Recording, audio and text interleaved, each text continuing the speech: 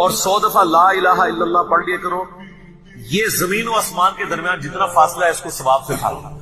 سب لا الہ الا اللہ کے پھر برابری کون کر سکتا ہے؟ وہ حدیث بطاقہ ہے نا، کاغذ کے پرزے والی حدیث جامع ترمذی میں، ایک شخص کے 99 دفاتر گناہوں کے کھولے جائیں گے تو اللہ تعالیٰ فرمائے گا میں کسی کے ساتھ ناانصافی نہیں کرتا۔ دوسری طرف ایک کاغذ کا ٹکڑا ڈالا جائے گا جس پہ لا الہ الا اللہ لکھا ہو۔ وہ شخص کہے گا یہ ٹکڑا کیا کر سکتا ہے؟ بس وہ رکھنے کی دیر ہوگی، وہ پڑھنا بھاری ہو جائے گا۔ اللہ کے نام سے تو وزنی کوئی چیز نہیں ہو سکتی، اسے کہتے ہیں کاغذ کے پرزے والی حدیث، اس کے لیے جنت کا حکم ہو جائے گا۔ لا الہ الا اللہ کا مقابلہ نہیں۔ الہ عربی میں الہن کہتے ہیں ایسی ہستی کو جس کو پوجا جائے، جس کی عبادت کی جائے، جو عبادت کے لائق ہو، اور ظاہر ہے کہ اس میں ایسی کوالٹیز ہونی چاہیے جو کسی اور میں نہ ہو، کیونکہ باقی سب نے اس کے سامنے سر تسلیم خم کرنا ہے۔ اللہ تعالیٰ کی کچھ کوالٹیز ایسی ہیں جو کسی اور میں ہو ہی نہیں سکتی، اور کچھ کوالٹیز ایسی ہیں جو اللہ تعالیٰ مخلوق کو اپنی طرف سے تفویض کسی حوالے سے فرما دیتا ہے، جیسے سمع و بصارت ہمیں بھی عطا کی ہوئی، اللہ بھی دیکھتا سنتا ہے، وہ باقی جو ڈفرینسز ہیں وہ تو اپنی جگہ، لیکن کچھ کوالٹیز ایسی ہیں جو عطائی بھی نہیں ہے۔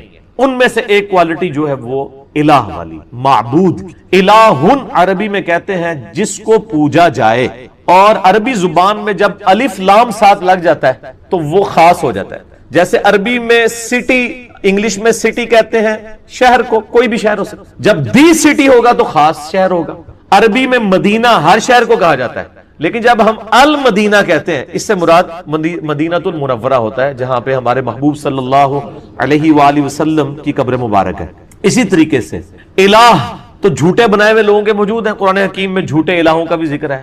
الہ یہی ہے اللہ، اللہ کے جو ورڈ کس طرح بنا ہے الہ، ٹھیک ہے نا، وہ عربی لنگوسٹک کی وجہ سے پھر یہ جڑ کے اللہ بن جاتا ہے، یعنی دی اونلی الہ، جس کو پوجا جائے۔ اور ظاہر ہے اس کی ایسی کوالٹیز ہیں جو کسی اور کی نہیں ہے، اور وہ کوالٹیز کیا ہیں؟ وہ سورۃ الاخلاص میں آئی ہیں۔ قل هو اللہ احد، اے نبی صلی اللہ علیہ وآلہ وسلم فرما دیجئے کہ وہ اللہ ایک ہے، یکتا ہے، یونیک ہے، ایک نہیں ہے بلکہ یکتا ہے، ایسا یونیک کہ اس کے ہم پلے کا کوئی نہیں ہے۔ اللہ الصمد، وہ بے نیاز، اس کو کسی کی پرواہ نہیں ہے، ہاں سب اسی کے اوپر ڈیپینڈنٹ ہے۔ لم یلد ولم یولد، اس نے نہ کسی کو جنا نہ اس سے کوئی جنا گیا، یعنی اللہ تعالیٰ ہمیشہ سے ہے۔ اور اس کے اوپر میرا ایک یوٹیوب پہ کلپ بھی آپ دیکھ سکتے ہیں، ہو کریٹڈ گاڈ، اللہ کو کس نے پیدا کیا۔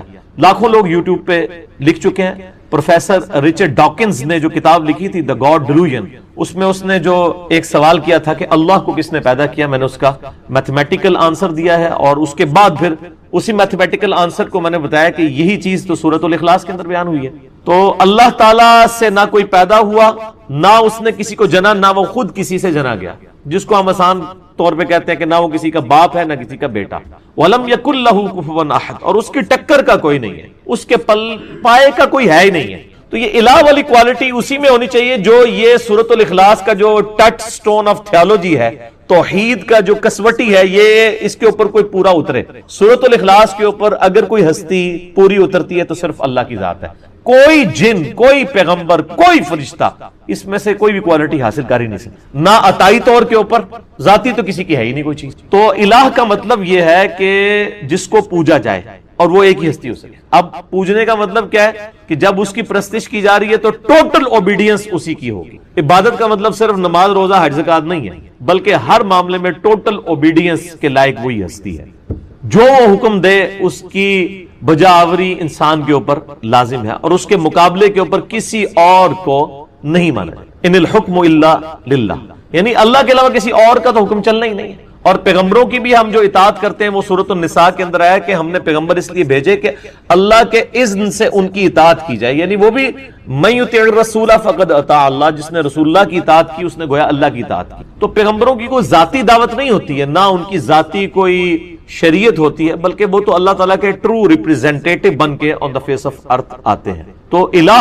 کی یہ کوالٹیز ہیں کہ آپ نے اس کو ٹوٹلی اس کی اوبیڈینس اختیار کرنی ہے، اور اس کے مقابلے پہ کسی کو نہیں ماننا۔ اور آپ نے بڑی اچھی بات کی کہ سارے الہوں کی نفی کرنی ہے، اور قرآن حکیم میں تو ظاہر بار بار یہ ہے کہ آپ نے طاغوت کی نفی کرنی، کہ ہر پیغمبر میں ہم نے ہر امت کے اندر کوئی نہ کوئی پیغمبر مبعوث کیا۔ وَلَقَدْ بَعَثْنَا فِي كُلِّ أُمَّةٍ رَسُولًا أَنِ اعْبُدُوا اللَّهَ وَاجْتَنِبُوا الطَّاغُوتَ، ہر امت میں ہم نے کوئی نہ کوئی پیغمبر اٹھایا ایک ہی بنیادی دعوت کے ساتھ کہ عبادت کرو اللہ کی اور اللہ کے مقابلے پہ طاغوت کی نفی کرو. یہ اکثر لوگ پوچھ رہے ہوتے ہیں طاغوت کیا ہے. طغا عربی میں کہتے ہیں, طغیانی لفظ اردو میں بھی استعمال, جب سمندر اپنی باؤنڈری سے باہر نکلے تو کہتے ہیں طغیانی آ گئی ہے. تو جو بھی اپنی حیثیت سے اوقات سے باہر نکلے نا اس کو کہتے ہیں یہ طوفان یا طغیانی اس میں آ گئی ہے. تو انسان کی تو حیثیت یہ ہے کہ وہ خدا کو اوبیڈینٹ بن کے رہے, اس کی مخلوق بن کے. جب وہ خود خدائی کا دعویٰ کرنا شروع کر دے یا وہ اپنی اس طرح کی عزت کروانی شروع کر دے جو کہ اللہ کے شان شان ہے, تو گویا وہ اپنی حدود سے باہر نکل گیا. اسی کو طاغوت کہتے ہیں. شیطان بھی طاغوت ہے, شیطانی سسٹم بھی طاغوت ہے, دجالی سسٹم بھی طاغوت ہے. ہر وہ ہستی جو اللہ کے مقابلے پہ کھڑی ہے وہ طاغوت ہے اور اس کی نفی کرنے کا حکم ہے. اور قرآن حکیم میں طاغوت کی نفی جو ہے وہ ایمان سے مقدم قرار دی گئی ہے. اسی لیے آپ دیکھیں ہمارے کلمے کا آغاز کس سے ہوتا ہے؟ لا الہ الا اللہ.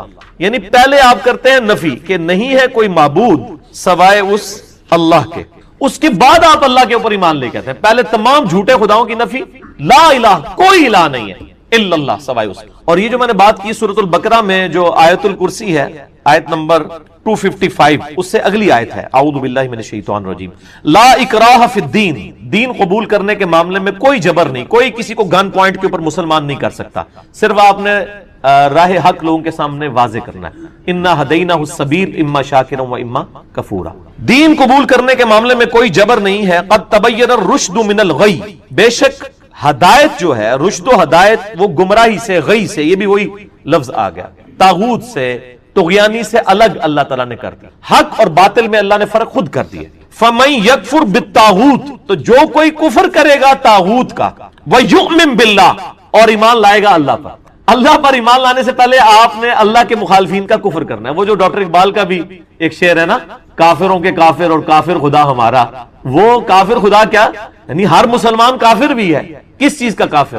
کافر کہتے ہیں عربی میں انکار کرنے والے کو. اللہ کے مقابلے میں جتنے کھڑے ہوئے ہیں ان کا کفر کرتے ہیں ہم, اور کفر پہلے آیا ہے. فَمَن يَكْفُرْ بِالطَّاغُوتِ, جو کوئی کفر اختیار کرے گا طاغوت کا, اللہ کے مخالفین کا, وَيُؤْمِن بِاللَّهِ, اور ایمان لائے گا اللہ پر. یہ وہ لا الہ, لا پہلے ہے, الا اللہ بعد میں, لا الہ الا اللہ.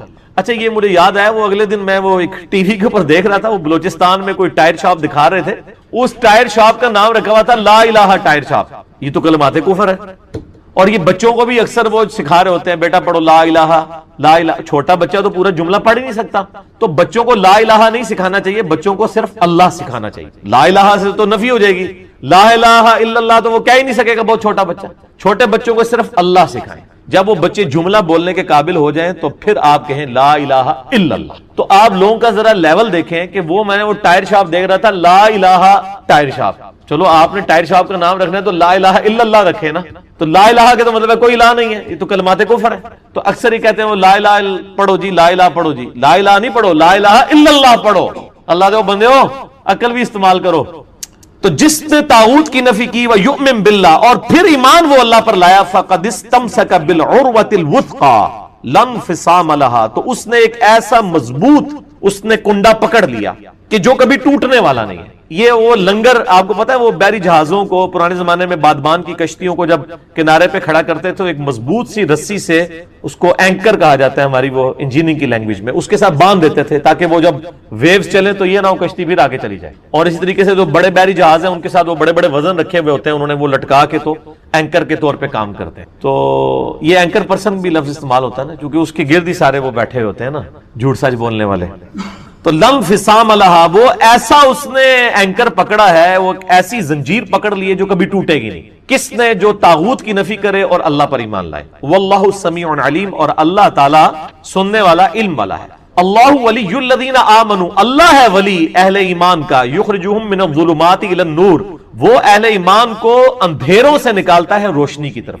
اچھا قرآن میں اندھیرے جمع کے سیغے سے آئے ہیں کیونکہ گمراہیاں ہمیشہ زیادہ ہوتی ہیں, اور ہدایت ہمیشہ سنگولر کے سیغے سے آئی ہے کیونکہ ہدایت ایک ہی ہوتی ہے. یہ تو یہ آپ کہتے ہیں نا چاروں راستے ہی حق پہ ہیں, اللہ نے تو ایک ہی راستہ بتایا ہوا ہے, اہدنا الصراط المستقیم, اے اللہ ہمیں سیدھے راستے پر چلا. صراط الذین انعمت علیہم, راستہ ان لوگوں کا, راستے ان لوگوں کے نہیں ہیں, راستہ ایک ہی ہے. وہ امام کائنات سید الاولین والآخرین شفیع المذنبین رحمت للعالمین سیدنا و مولانا امام اعظم محمد رسول اللہ صلی اللہ علیہ وآلہ وسلم کا مبارک راستہ ہے، راستہ ان لوگوں کا جن پر تیرا انعام ہوا۔ تو یہ سمجھتے ہیں وہ جو جتنے سلسلے چل رہے ہیں ہمارے بزرگوں کے، ہمارے وہ سارے بڑے بڑوں کے، وہ کہتے ہیں یہ سارے اسی طرف ہی جا رہے ہوتے ہیں، جبکہ قرآن ہمیشہ گمراہی کو کہتا ہے کہ جمع کے سیغے سے، ہدایت ہمیشہ سنگل ورڈ کے سیغے۔ اللہ تعالیٰ پشت پناہ ہے، ولی ہے، دوست ہے اہل ایمان کا، ان کو نکالتا ہے گمراہیوں سے نور کی طرف۔ والذین کفروا اولیاءہم الطاغوت، اور جو کفر اختیار کرتے ہیں اللہ کا، اللہ کی ناشکری کرتے ہیں، اللہ کے منکر بنتے ہیں، وہ اولیاءہم الطاغوت، وہ جو ہیں وہ طاغوت کے اولیاء ہیں اور طاغوت ان کے اولیاء ہیں۔ یخرجونہم من النور الی الظلمات، اور وہ طاغوت جو ہیں اللہ کے مخالفین، وہ ان کو نکالتے ہیں ہدایت سے گمراہیوں کی طرف، اندھیروں کی طرف۔ اولئک اصحاب النار، یہ ہیں دوست کی، ہم فیہا خالدون، رہیں گے اس میں ہمیشہ ہمیشہ۔ اللہم اجرنا من النار، اللہم اجرنا من النار، اللہم اجرنا من النار۔ لہٰذا یہ جو الہ اور عبادت کے مفہوم میں جو ہے وما خلقت الجن والانس الا لیعبدون، اس میں حقوق اللہ، حقوق العباد، تمام کی تمام چیزیں داخل ہیں، اور یہ تو لوگوں نے ڈویژن کی ہوئی ہے۔ حقوق العباد بھی بیسیکلی حقوق اللہ ہی ہیں، کیونکہ اللہ ہی نے حقوق بتایا نا۔ اگر اللہ کے حقوق نہ ہوتے تو آج مسلمانوں نے بھی جو ہے وہ اولڈ ایج ہاؤسز بنائے ہوئے ہوتے اور اپنے ماں باپ کو وہاں پہ پھینکا ہوا ہوتا۔ مسلمان اپنے بوڑھے ماں باپ کو ان کی بد اخلاقیوں اور کمزوریوں کے باوجود کیوں برداشت کر رہے ہوتے ہیں کہ اللہ نے کہا کہ بڑھاپے میں بچوں کی مانند ہو جاتے ہیں، ان کو اف تک مت کہنا۔ ادروائز تو اگر انسانی طور پہ جو کچھ انگریز کر رہے ہیں جانوروں والا سلوک، وہی ہم لوگ بھی کر رہے ہوتے ہیں نعوذ باللہ، تو یہ فرق بھی نہیں کرنا چاہیے۔ اچھا، پھر اس میں مجھے وہ حدیث بھی یاد آ گئی، بخاری اور مسلم کی متفق علیہ حدیث ہے۔ اس کا ٹچ سٹون پھر کیا ہے؟ ٹھیک ہے کہ آپ صلی اللہ علیہ وآلہ وسلم نے فرمایا اس شخص نے ایمان کی حلاوت چکھ لی جس میں 3 نشانیاں ہوں گی۔ نمبر 1، اللہ اور اس کا محبوب صلی اللہ علیہ وآلہ وسلم اسے پوری دنیا میں سب سے بڑھ کر محبوب ہو جائے۔ نمبر 2، اس کی دوستی اور دشمنی کا معیار اللہ کی ذات، الحب للہ والبغض للہ، محبت بھی اللہ کے لیے اور دشمنی بھی۔ اور تیسری نشانی یہ کہ کفر کی طرف لوٹایا جانا اس کے لیے اتنا ہی مشکل ہو جائے گا جتنا آگ میں جلایا جانا، یعنی وہ آگ میں جلنے کے لیے تیار ہو جائے گا، ایمان نہیں چھوڑے گا۔ جب اس لیول پہ کوئی پہنچے گا تو وہ مومن ہوگا۔ باقی تو سارے پھر دودھ پینے والے مجنو ہیں، وہ شعر و شاعری کرنے والے، نعتیہ اشعار پڑھنے والے مسلمان ہیں، وہ پریکٹیکل مسلمان تو اور ہے، یا وہ جو میں اکثر کہتا ہوں کہ وہ پاکستان کے شناختی کارڈ میں مسلمان ہے۔ اللہ کے حضور شناختی کارڈ جو ہے وہ ڈیفرنٹ ہے، اس میں تو صحیح مسلم میں حدیث ہے 246 نمبر انٹرنیشنل نمبر کے مطابق کتاب الایمان چیپٹر میں کہ بندے کے کفر اور اسلام، شرک اور ایمان کے درمیان فرق کی نماز ہے۔ لیکن آپ یہاں پہ دیکھ لیں کتنے % لوگ مسلمان نماز پڑھ رہے ہیں انڈیا، پاکستان، بنگلہ دیش کے اندر، چلے عرب ملکوں میں پھر بھی رواج ہے، انڈونیشیا، ملیشیا میں بھی، لیکن یہاں پہ وہ سارے مسلمان ہیں۔ ٹھیک ہے، قانونی طور پہ ہم بھی ان کو مسلمان ہی کہتے ہیں، ظاہر ہے جب مریں گے جنازہ بھی ان کا پڑھ دیں گے، بہرحال جنازہ پڑھ کے ہی ان کو قبر تک ہی اتار سکتے ہیں، اس کے بعد ہم کچھ نہیں کر سکتے کسی کے لیے، نہ ہمارے لیے کوئی کچھ کر سکتا ہے۔ دعائی کی جا سکتی ہے، وہ اللہ کی مرضی ہے کسی کے حق میں قبول کرے یا نہ کرے۔ تو یہ ساری کی ساری مختصر باتیں جتنی میرے ذہن میں تھی میں نے کر لی۔ علی بھی اگلا سوال ہے، آج سے 10 سال پہلے میں بریلوی سے اہل حدیث کی طرف چلا گیا تو مجھے ایک توحیدی بھائی نے کہا کہ آپ اپنے فوت شدہ بے نمازی باپ کے لیے دعائے مغفرت نہیں کر سکتے کیونکہ بے نمازی کافر ہوتا ہے اور کافر کے لیے دعائے مغفرت سورہ توبہ میں منع ہے۔ توحیدی بھائی میں تو پہلے اس لفظ نو پڑھا ہے، یہ توحیدی بھائی سے مراد یہ نہیں وہ جن کو وہ مباحث، وہ آپ کو پتا ہے شیعہ کے اندر نا جو لوگ ذرا توحید کی بات کرتے ہیں ان کو وابی شیعہ کہا ہے، اور یہ وابی کا لفظ ایون کرسچنز میں بھی ہے۔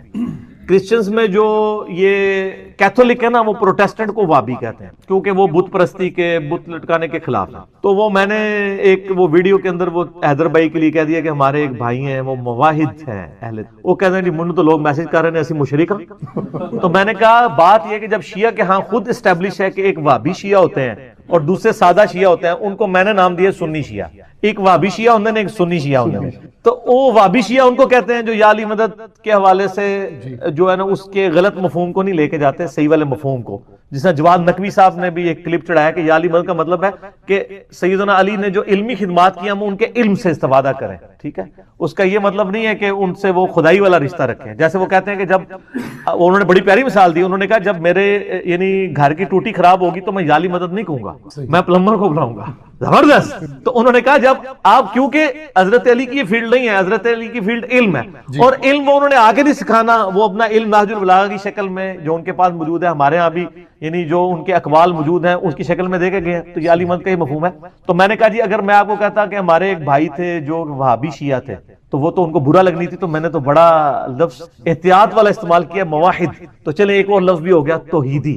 توحیدی بھائی، سر یہ جو توحیدی بھائی نے آپ کو مشورہ دیا نا، یہ غلط دیا ہے. یہ توحیدی بھائی جو ہے نا، یہ بڑے خطرناک ہیں اس حوالے سے، اور یہ اتنے خطرناک ہیں کہ ان کے ماں باپ میں سے اگر کوئی بریلوی یا کوئی دیوبندی ہو تو یہ تو اپنے ماں باپ کے جنازے بھی نہیں پڑھتے، اور کہتے ہیں کہ یہ مشرک ہے. اور مشرک، سر کلمہ گو مشرک اور کافر مشرک میں فرق ہے. کلمہ گو مشرک کی تکفیر نہیں ہو سکتی جب تک کہ کفر بوا اس کے اندر نہ پایا جاتا. میرا حالیہ دنوں میں ایک کلپ چڑھا ہے، میں سمجھتا ہوں میری زندگی میں ایک اہم ترین کلپ ہے، میں تکفیر کیوں نہیں کرتا. اس میں نے کئی ایک دلائل دی کہ جو بندہ اللہ رسول آخرت کو مانتا ہے، ختم نبوت کو، قرآن کو مانتا ہے، اپنی گمراہیوں کے باوجود آپ کلمہ گو مشرک یا بدعتی یا گمراہ تو اسے کہہ سکتے ہیں، کافر نہیں کہہ سکتے. چونکہ کافر نہیں کہہ رہے تو آپ اس کے لیے دعائے مغفرت کریں گے. نماز نہ بھی پڑھتا ہو تب بھی کریں گے، کیونکہ نماز نہ پڑھنے والا عملاً کافر ہے، عقیدے میں کافر نہیں ہے. وہ صحیح مسلم کی حدیث ہے 246 کہ نبی علیہ السلام فرمایا بندے کے کفر اور اسلام کے درمیان فرق نماز ہے. لیکن یہ جو فرق ہے نماز والا، یہ عملاً ہے کہ ظاہر ہے کہ کافر جو ہے وہ نماز نہیں پڑھتا، مسلمان نماز پڑھتا ہے. لیکن ایک بندہ اللہ رسول کو مان رہا ہے، آخرت کو مان رہا ہے، اور نفس کی وجہ سے نماز نہیں پڑھ رہا، اس کو عقیدے میں آپ کافر کس طرح کہہ دیں گے؟ جس کے جرم کی جتنی انٹینسٹی آپ اتنی ڈیفائن کریں گے.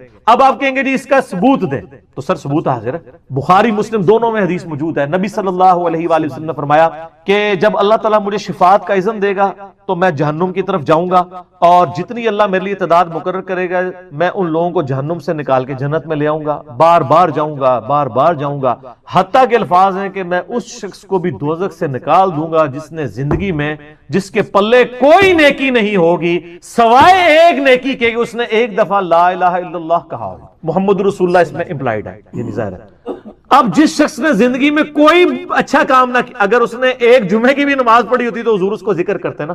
فرمایا اس میں الفاظ ہیں بخاری مسلم میں کہ سوائے ایک دفعہ صدقے دل سے لا الہ الا اللہ محمد رسول اللہ پڑھنے کے اس نے کوئی نیک کام نہیں کیا ہوگا. تو وہ عملاً اس کا مطلب ہے پکا کافر ہے. اگر اس نے نماز، روزہ، حج، زکات کی ہوتی تو حضور اس کا بھی ذکر کرتے.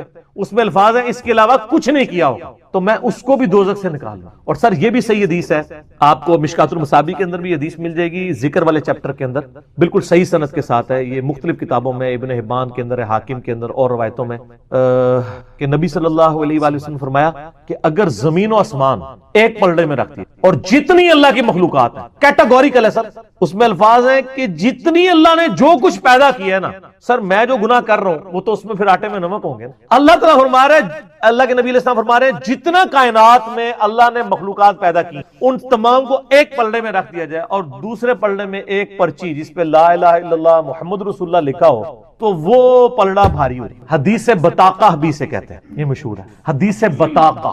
اس کو کاغذ والی حدیث کہتے ہیں. یہ صحیح سند سے ہے، اس سے شیخ البانی، شیخ زبیر لیزئی اور باقی محدثین یعنی کہتے ہیں کہ یہ حدیث بطاقہ اس چیز کا ثبوت ہے کہ جس نے ایک دفعہ بھی کلمہ پڑھا ہے ایک نہ ایک دن اپنا عذاب بھگت کے. سر لیکن وہ عذاب تو پھر کچھ سوچ بھی نہیں سکتے. ہم تو 10 سیکنڈ کے لیے موم بتی کے فلیم کے اوپر ہاتھ نہیں رکھ سکتے. 10 منٹ کے لیے دوزخ کا عذاب. بخاری مسلم کی حدیث ہے کہ نبی صلی اللہ علیہ وآلہ وسلم نے فرمایا جہنم کی آگ اس زمین کی جو آگ ہے اس سے 70 گنا زیادہ تیز ہے. ادھر کسی کو کہا جائے کہ ایک نماز چھوڑنے پہ، فجر کی نماز چھوڑنے پہ فجر سے زور تک ایک جلتے ہوئے تندور میں الٹا لٹکایا جائے گا، وہ کہے گا جی توبہ، اور آخرت کے لیے کہہ دیتے ہیں وہ جی خیر ہے پھر ہی لگے گا.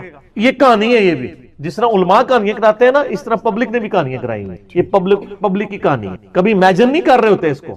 اچھا یہ چونکہ ہم امیجن کر سکتے ہیں تندور ہم نے خود دیکھا ہوا ہے اس لیے یہ امیجن ہو جاتا ہے. اسی کہتے ہیں نو. اچھا اس طرح کسی کو کہا جائے کہ کسی بندے کو فجر کی نماز چھوڑنے پر ایک ایسے کمرے میں فجر سے زور تک بند کیا جائے گا جس کا سائز 10 بائی 10 فٹ ہوگا، اس میں 100 کوبرا سانپ، 100 بچھو، 100 اجدہے جتنے تھی نہ لے لو ہون گے، لیکن کوئی نہیں فجر تو زور تک ہی بس ایک پھیرے ایک نہیں. لیکن سر ان سانپوں کو تو ہم مار بھی سکتے ہیں، آخرت میں تو کوئی سانپ کو مارنا بھی جائے نہیں مار سکتا، وہ مرنا ہی نہیں، وہ اللہ کی طرف عذاب ہے. وہاں تو آپ اپنے آپ کو بھی نہیں قتل کر سکتے. اسی لیے قرآن میں آتا ہے نا کہ آج ایک نہیں کئی ایک موتیں مانگو، موت نہیں آئے گی کیونکہ وہ تو مینڈے کی شکل میں ہو چکی ہے. انسان اپنے آپ کو مار کے بھی جان نہیں چھڑا سکتا. تو یہ کہنا آسان ہے. لہذا یہ جو آیت ہے نا سورہ التوبہ کے اندر کہ کسی مومن کے لیے اور مومنہ کے لیے جائز نہیں ہے، سورہ توبہ کے بالکل اینڈ پہ یہ آیات آتی ہیں کہ وہ اپنے مشرک رشتہ داروں کے لیے دعائیں مغفرت کریں بعد اس کے کہ ان پہ یہ بات کھل چکی ہو کہ وہ مشرک تھے اور پھر ساتھ ہی اللہ تعالیٰ نے فرمایا کہ ابراہیم علیہ السلام نے جو اپنے مشرک باپ کے لیے دعا کی تھی تو وہ اس وعدے کی سبب تھی جو انہوں نے گھر سے نکلتے وقت سورہ مریم میں آتا ہے نا کہ میں تیرے لیے دعائے مغفرت کروں گا، اور جب ابراہیم کو پتا چلا تو ابراہیم علیہ السلام نے ان کے لیے دعا کرنا چھوڑ دی۔ یہ ساری یعنی یہ پوری یہ میں نے آیات کا ترجمہ پڑھا، سورہ توبہ کا آخری رکوع پڑھ لیں، اسی پہ میرا ایمان ابی طالب والا ایک کلپ بھی ریکارڈڈ ہے، لاکھوں لوگوں نے دیکھا ہے، مسئلہ 98 ایمان والدین مصطفیٰ صلی اللہ علیہ وآلہ وسلم اور ایمان ابی طالب کے اوپر، اس میں نے انہی آیات کے کانٹیکسٹ میں ڈیٹیل گفتگو کی تھی۔ لہٰذا جو کلمہ گو ہے میرے بھائی اس کا جنازہ بھی پڑھیں اور اس کے لیے دعائے مغفرت بھی کریں، آپ کی دعاؤں کی ضرورت ہے۔ سنن ابن ماجہ میں حدیث ہے ایک شخص کے یعنی مرنے کے بعد اللہ تعالیٰ اس کو اس کے درجات بلند کرتا ہے، تو وہ بندہ پوچھتا ہے اے اللہ میں نے تو یہ نیکی نہیں کی ہے، میرا درجہ کیوں بلند ہوا ہے؟ تو بتایا جاتا ہے کہ تیرے بیٹے نے تیرے لیے دنیا میں دعا کی ہے، اس کی وجہ سے تمہارے ساتھ یہ معاملہ ہے۔ صحیح مسلم میں حدیث ہے نا کہ مردے کے عمل منقطع ہو جاتے ہیں سوائے 3 اعمال کے، ایک صدقہ جاریہ اور علم کی بات، اور تیسرا نیک اولاد۔ تو نیک اولاد خود صدقہ جاریہ ہے، ماں باپ کو آٹومیٹکلی ثواب ملتا ہے چاہے وہ زندہ ہوں چاہے مر چکے ہوں۔ تو اولاد کا کام ہے کہ اگر باپ اس طرح مرا ہے اس کے لیے زیادہ دعا کریں۔ اور اب ہمارے ویڈیوز کے بعد تو جن کے ماں باپ جو شرک پہ بھی مرے ہوئے ہیں نا مسلمانوں، ان کو بھی امید لگ گئی ہے۔ پہلے یہ جو آپ کے توحیدیوں نے کہانیاں کرائی ہوئی تھی نا تے وہ تے گئے جے، ٹھیک ہے جی، انہوں نے امید لگ گئی ہے کہ یار کلمہ کو مشرک اور کافر مشرک کی فرق ہے، ٹھیک ہے، ان کی امید ضرور رکھیں لیکن خود یہ کام نہ کریں سر، نہ خود نہیں یہ کام کرنا، ٹھیک ہو گیا۔ جزاک اللہ کی یاد، لا الہ الا انت سبحانک انی کنت من الظالمین، سورۃ الانبیاء میں آیا، اور اللہ تعالیٰ نے فرمایا سورہ الصفات میں کہ اگر یونس اس دعا کے ساتھ ہمیں یاد نہ کرتا ہائے ہائے تو پھر اسی دن مچھلی کے پیٹ سے نکالا جاتا جس دن کے مردے نکالے جائیں گے، یعنی قیامت تک، یعنی وہ مچھلی یونس کی قبر بن جاتی اگر وہ یہ دعا نہ کرتا۔ اس سے کئی رزلٹ نکلے۔ ایک تو رزلٹ یہ نکلا کہ یہ دعا اللہ کو اتنی محبوب ہے کہ وہ اللہ جس کا جلال اتنا ہے کہ وہ اپنے پیغمبر کو بھی کہہ رہا ہے کہ تو نے قیامت والے دن ہی نکلنا تھا، کہ مجھے اتنا غصہ ہے تیرے اوپر، گناہ کے اوپر نہیں لغزش کے اوپر، وہ غصہ بھی ٹھنڈا ہو گیا۔ اس لیے میں کہتا ہوں سب سے بیسٹ استغفار جو آئے ہیں ان میں سے ایک لا الہ الا انت سبحانک انی کنت من الظالمین ہے، اور جامعہ ترمذی میں حدیث ہے جو شخص بھی یونس کی دعا کے ساتھ اللہ کی طرف متوجہ ہوا اللہ اسے محروم نہیں لوٹائے گا۔ یہ اسماء اعظم میں سے ہے، اور قرآن میں بھی آیا کذالک ننجی المؤمنین، مومنین کو بھی ہم نجات دیں گے جو یہ یونس کی طرح دعا مانگے گا۔ یہ تو قرآن میں بھی ذکر ہے۔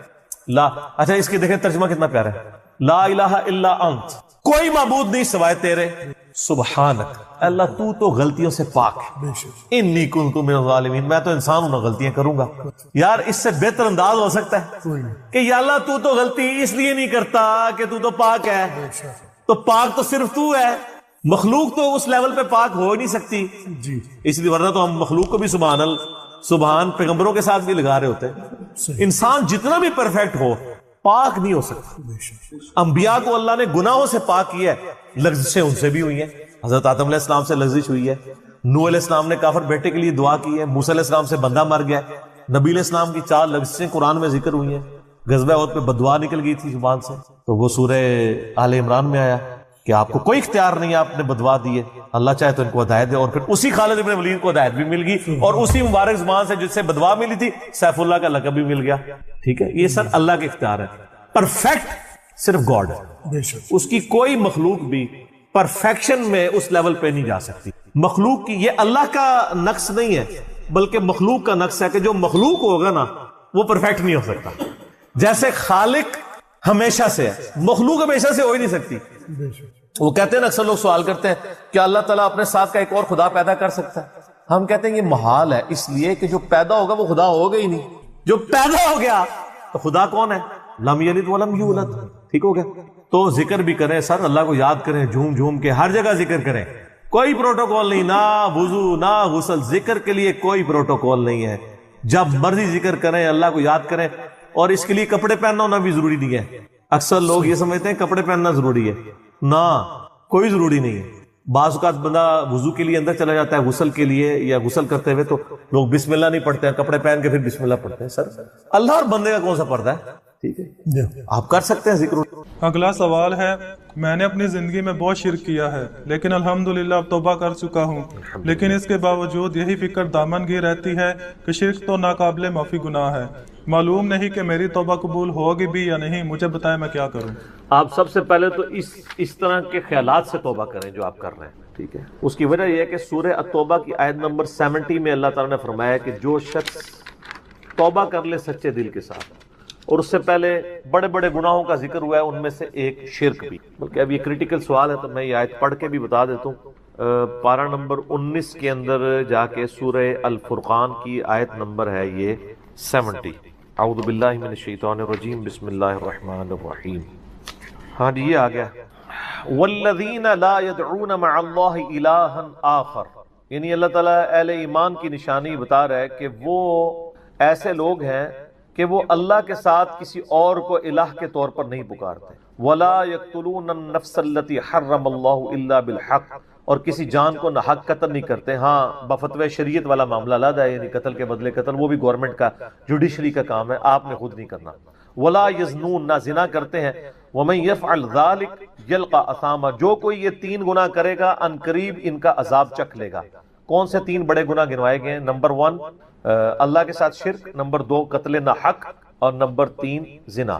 حتیٰ کہ بخاری مسلم میں ایک حدیث ہے کہ نبی علیہ السلام سے جب بڑے بڑے گناہوں کے بارے میں پوچھا گیا نا، تو آپ نے یہی 3 گناہ گنوائے، اور پھر آپ نے کہا قرآن پڑھ کے دیکھو، یعنی نبی علیہ السلام بھی اپنی بات کی دلیل میں قرآن پیش کرتے ہیں، ماشاء اللہ تعالی۔ والذین لا يدعون مع اللہ الہا آخر ولا يقتلون النفس التي حرم اللہ الا بالحق ولا يزنون ومن يفعل ذلك يلقى اثاما يضاعف له العذاب يوم القیامة ويخلد فيه مہانا، جو یہ 3 گناہ کرے گا اس کے لیے عذاب دگنا کر دیا جائے گا قیامت میں، اور وہ ذلیل و خوار کر کے آگ میں یعنی جھونکا جائے گا۔ الا من تاب، ہاں اگر کوئی ان گناہوں سے توبہ کر لے۔ کون سے؟ نمبر 1 شرک، نمبر 2 قتل ناحق، اور نمبر 3 زنا۔ وآمن وعمل عملا صالحا، اور ایمان لے آئے، یعنی ایمان تو پہلے بھی ہوگا نہیں، صحیح والا ایمان، اور نیک عمل کرے، فَأُولَئِكَ يُبَدِّلُ اللَّهُ سَيِّئَاتِهِمْ حَسَنَات، تو پھر ایسے شخص کے گناہوں کو بھی اللہ تعالیٰ نیکیوں سے بدل دے گا۔ صرف معافی نہیں سر، جتنے بڑے بڑے گناہ تھے اسی لیول کی بڑی بڑی نیکیاں۔ وَكَانَ اللَّهُ غَفُورًا رَحِيمًا، اور اللہ تعالیٰ تو بخشنے والا مہربان ہے۔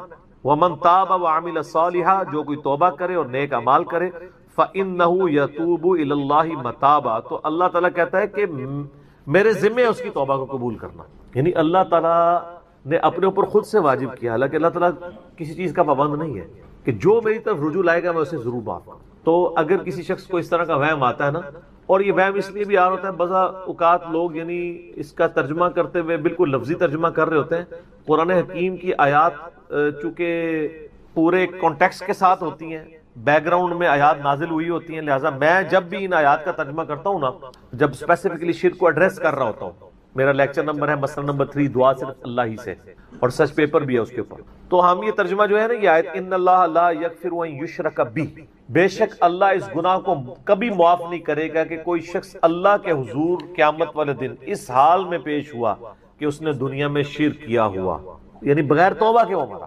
وَيَغْفِرُ مَا دُونَ ذَلِكَ لِمَن یشاء، اور شرک کے علاوہ ہر گناہ معاف کر دے گا، وہ بھی اوپن لائسنس نہیں، جس کے لیے چاہے گا۔ یعنی جو شخص شرک سے توبہ کیے بغیر گیا نا، اس کی تو توبہ ہے ہی نہیں قیامت۔ ہاں دنیا میں کر گیا وہ معاملہ علیحدہ ہے، قیامت میں اللہ سے اس حال میں ملا کہ اس نے دنیا میں شرک کیا ہوا اور توبہ نہیں کی، تو اللہ تعالیٰ اس کا گناہ معاف نہیں کرے۔ وَمَن يُشْرِكْ بِاللَّهِ فَقَدْ ضَلَّ ضَلَالًا بَعِيدًا، جو کوئی شرک کرتا ہے وہ گمراہی میں دور جا پڑا، وَلِعَوْذُ بِاللَّهِ تعالی۔ دنیا میں تو میرے بھائی جامعہ ترمذی میں حدیث ہے، نبی علیہ السلام نے فرمایا موت کے غرغرے سے پہلے پہلے اللہ تعالیٰ توبہ قبول کرے۔ موت کے غرغرے سے مراد ہے نزع کا عالم طاری ہونے سے پہلے، جب کسی کو موت نظر آ گئی نا اب وہ توبہ نہیں کر سکتا۔ وہ تو قرآن حکیم میں ہے نا، فرعون جب ڈوبنے لگا تھا تو اس نے کیا کہا تھا، میں ہارون اور موسیٰ کے رب پر ایمان لاتا ہوں، بنی اسرائیل کے رب پہ، تو اللہ تعالیٰ نے کیا فرمایا تھا، الآن، اب لایا ایمان، حالانکہ ایمان تو لے آیا تھا، وہ غرغرہ تو وہ لے ہی رہا تھا نا، غوطہ تو کھا رہا تھا نا۔ تو موت کے غرغرے سے مراد ہے نزع کا عالم طاری ہونے سے پہلے۔ اور اس میں ایک پوائنٹ کئی دفعہ ہائی لائٹ کر چکا ہوں، یہاں پہ بھی کر دوں، اگر آپ کو کسی شخص کے بارے میں یہ پتا چل جائے نا کہ اس کو لا علاج بیماری لگ چکی اور وہ اب کچھ عرصے میں ایکسپائر ہو جائے گا، جیسے کینسر ہے، یعنی ہم نے یہ لرن کر لیا نا کہ کینسر جب 3rd سٹیج کے اوپر پہنچ جاتا ہے تو وہ انسان بچتا نہیں، جس شخص کو کینسر ہوا ہے یا سپوز اس کے گردے فیل ہو گئے یا دل بالکل ایج پہ پہنچ چکے، ایسے لوگوں کو یعنی پاکستان انڈیا میں تو لوگ چھپاتے ہیں کہ پہلے ہی نہ کہیں مر جائے وہ سن کے۔ کتنی حیران کن بات ہے کہ مسلمان جس کے لیے موت ایسٹ ہونی چاہیے، چلو کافر کو تو سمجھ آتا ہے، اس نے تو دنیا ہی کمائی ہے نا، مسلمان بھی یعنی مرنے سے پہلے مر جاتے ہیں موت کا سن کے۔ ایسا تو نہیں ہونا چاہیے اصولاً۔ اور یہ ٹانٹ اللہ نے قرآن پاک میں یہودیوں کو دی ہے سورہ جمعہ کے اندر، کہ کہتے ہیں نا اللہ کے بڑے چہیتے ہیں، ان کو کہو کہ تم موت کی تمنا کرو اگر تم سچے ہو، اگر تم اللہ کے چہیتے ہو تو پھر موت تو تمہارے لیے خوشخبری ہونی چاہیے، لائبلٹی نہیں ہونی چاہیے، ایسٹ ہونی چاہیے۔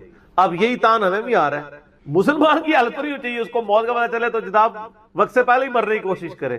تو لیکن آپ یورپ امریکہ میں اگر کسی کو بیماری ہو نا، اس کو بتا دیا جاتا ہے کہ سر پلان کر لیں 6 مہینے ہیں، اور 6 مہینے بھی ان کے پلان ہے، وہ 6 سال بھی ہو سکتے ہیں، 6 گھنٹے بھی ہو سکتے ہیں، وہ تو اللہ کی مرضی ہے، وہ ایک ایسٹیمیٹ بتاتے ہیں۔ یہاں پہ لوگ چھپا لیتے ہیں۔ اس کا نقصان یہ ہے کہ نہ وہ اپنی لائف کو یعنی کوئی وراثت کے پوائنٹ آف ویو سے مینج کر سکتا ہے، اور سب سے بڑھ کے اسے توبہ کی طرف آپ کو لانا چاہیے۔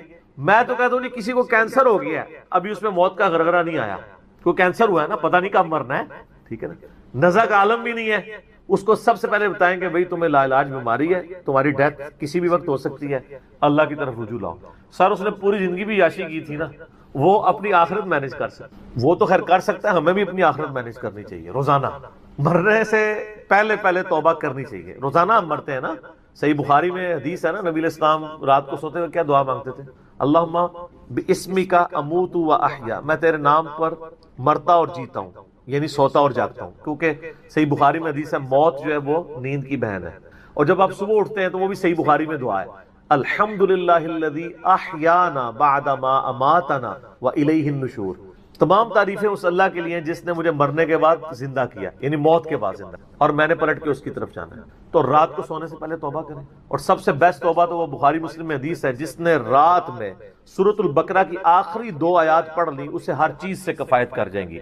آمن الرسول بما انزل الیہ من ربہ والمؤمنون کل آمن باللہ وملائکتہ وکتبہ ورسلہ لا نفرق بین احد من رسلہ وقالوا سمعنا واطعنا غفرانک ربنا والیک المصیر لا یکلف اللہ نفسا الا وسعها۔ آنورڈ، اس میں تجدید ایمان بھی ہے، اللہ پر ایمان، کتابوں پر، فرشتوں پر، اس کے بعد دعائیں ہیں، ربنا لا تؤاخذنا ان نسینا واخطانا، اس کے اندر توبہ شامل ہے۔ سب سے بیسٹ تجدید ایمان جو ہے سورہ بقرہ کی آخری 2 آیات ہیں، اور یہ ہمارے وظیفے میں ہم نے بلو کارڈ کے اوپر بھی لکھا ہے کہ نبی علیہ السلام نے فرمایا، اور یہ حدیث بخاری مسلم دونوں میں، جو شخص رات کو سونے سے پہلے سورۃ البقرہ کی آخری 2 آیات پڑھ لے، اس میں جو کچھ اللہ سے مانگا ہے وہ اس کو دے دیا جائے گا، یہ بھی الفاظ ہے۔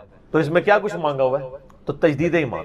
پھر صحیح بخاری میں حدیث ہے کہ نبی علیہ السلام فرمایا جو صبح یقین کے ساتھ ایک دفعہ پڑھ لے سید الاستغفار، اور شام سے پہلے اگر مر گیا سیدھا جنت میں جائے گا، اور اگر شام کو پڑھ لیا پورے یقین کے ساتھ، یقین سے مراد ہے کہ باقی توبہ کا اس کا ارادہ ہوا، صبح سے پہلے مر گیا سیدھا جنت۔ اللہم انت ربی لا الہ الا انت خلقتنی وانا عبدک وانا علی عہدک ووعدک ما استطعت اعوذ بک من شر ما صنعت ابوء لک بنعمتک علی وابوء بذنبی فاغفر لی فانہ لا یغفر